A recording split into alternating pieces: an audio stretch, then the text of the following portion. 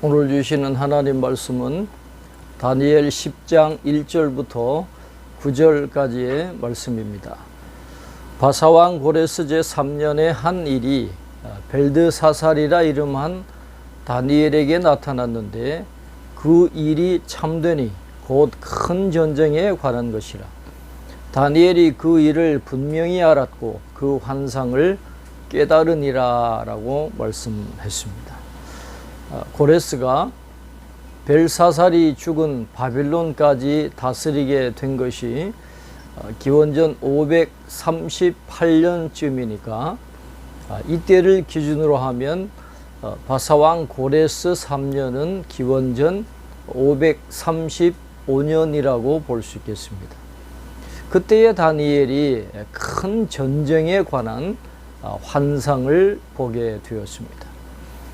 그때에 나 다니엘이 새 일의 동안을 슬퍼하며 새 일해가 차기까지 좋은 떡을 먹지 아니하며 고기와 포도주를 입에 대지 아니하며 또 기름을 바르지 아니하니라 라고 말씀했습니다. 다니엘이 새 일해 동안 금욕적인 생활을 한 까닭은 고레스 원년에 조서가 내려 귀환한 유대인들이 귀환한 지 2년 만에 사마리아 사람들의 방해로 성전 재건이 중단되었기 때문입니다. 그뿐만 아니라 율법을 따라 지켜져야 할 유월절 절기도 방해를 받았던 것입니다. 그래서 다니엘 자신도 갈대아의 진수 성찬을 멀리하고 고통과 슬픔을 표시하면서 전능하신 하나님께 탄원하였던 것입니다. 여기서 중요한 것은 다니엘이 이 모든 고행을 하나님께 기도하기 위해서 행했다는 점입니다.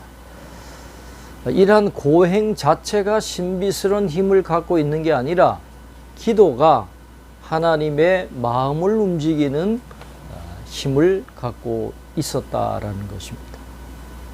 아마 다니엘은 나이가 많았기 때문에 80이 넘은 노령이었기 때문에 귀향 행렬에 동참하지 않았던 것으로 생각이 됩니다.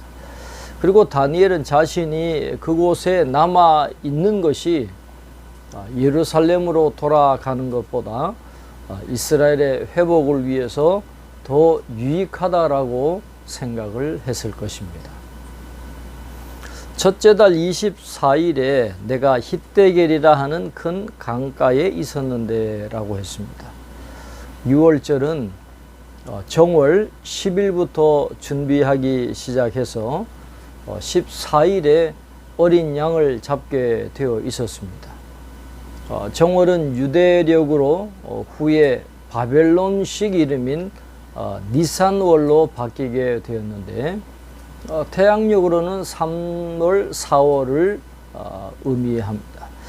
이런 내용으로 봐서 다니엘은 율법대로 유월절을 지키기 위해서 좋은 음식과 즐거움을 끊었었다는 사실을 알 수 있습니다.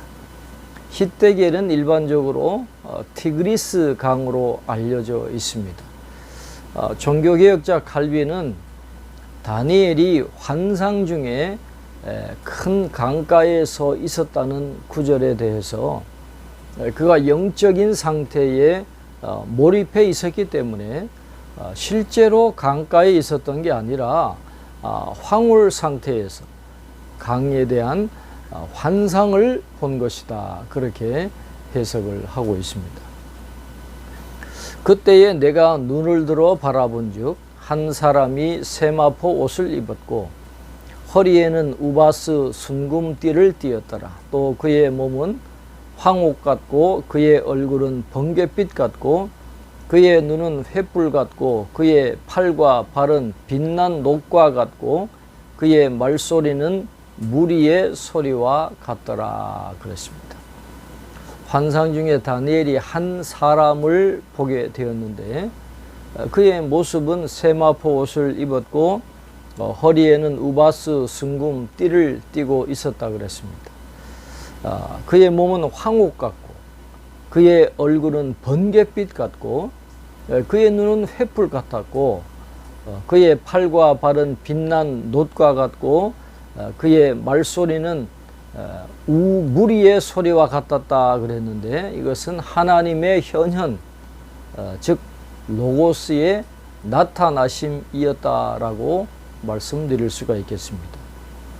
이것은 사도 요한이 본 7 촛대 사이에서 거닐던 인자의 모습과 에스겔이 본 영광의 모습이 다니엘의 환상에 나타난 인자 같은 모습이었음을 알 수 있습니다.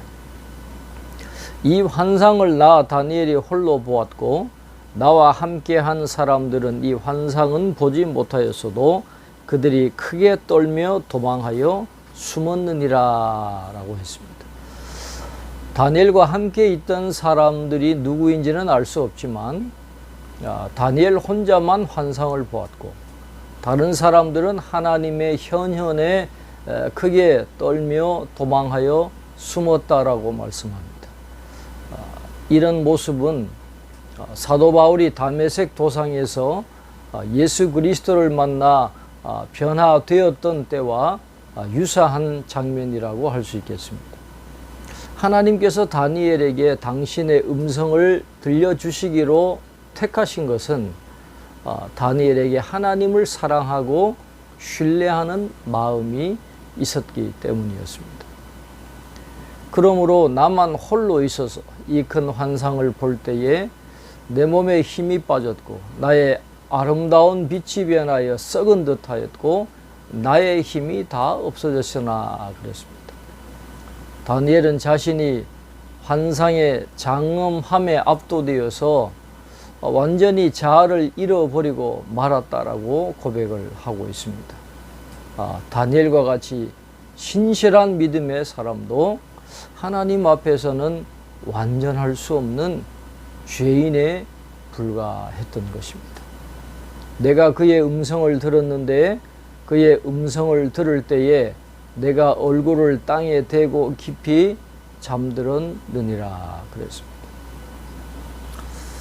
이러한 묘사는 엄청난 광경을 본 다니엘이 거의 혼수 상태에 빠진 모습을 설명하고 있는데, 하나님께서 아담의 갈비뼈를 꺼내실 때에 그로 하여금 깊은 잠에 빠지게 하신 때와 거의 같다라고 할 수가 있겠습니다.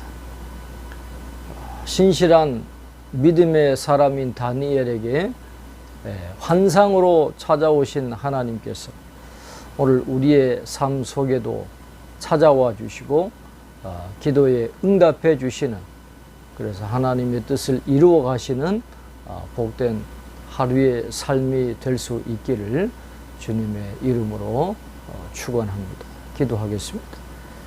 하나님 아버지, 신실한 다니엘의 기도에 응답하셔서 주님을 환상으로 보여주시고 마지막 때에 일어날 일에 대해서 다니엘에게 알려주신 것을 오늘 말씀을 통해서 다시 한번 깨닫게 해 주시니 감사합니다.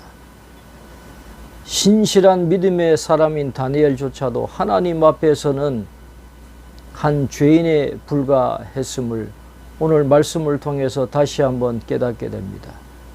두려우신 하나님 앞에 홀로 선 단독자로서 항상 이러한 두려움과 경외심을 가지고 하나님을 섬기는 죄들 되게 하시고 다니엘처럼 신실한 믿음의 삶을 살아감으로 하나님의 택하신 자로서 하나님의 뜻을 성취하는 데 쓰임받을 수 있는 저희들의 삶이 되게 도와주옵소서. 오늘도 우리의 삶 속에 하나님이 임재하시고 우리의 기도에 응답해 주시고 하나님의 뜻을 이루어 나가시는데 하나님의 은혜가 임하는 복된 하루의 삶이 될 수 있도록 축복해 주시옵소서. 오늘도 우리와 함께 하실 줄 믿고 예수님 이름으로 기도하옵나이다. 아멘.